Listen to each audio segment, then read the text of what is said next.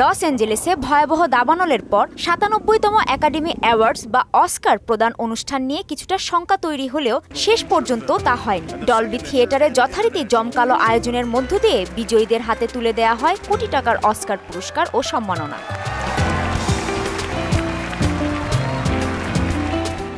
এবারের আসরে সেরা চলচ্চিত্র পুরস্কার পেয়েছেন শন বেকার পরিচালিত আনোরা। সেরা চলচ্চিত্র, সেরা পরিচালনা ও সম্পাদনা সহ মোট ৫টি অস্কার জিতেছে চলচ্চিত্রটি। এছাড়া ফিলিস্তিনি চলচ্চিত্র নো আদার ল্যান্ড পেয়েছে সেরা তথ্যচিত্রের পুরস্কার।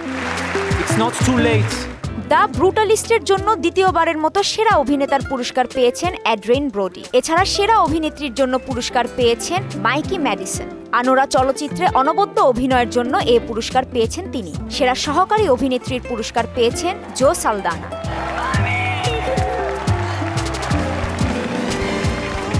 সেরা পরিচালকের জন্য পুরস্কার পেয়েছেন শন বেকার। সেরা চিত্রগ্রাহক হয়েছেন লল ক্রাউলি।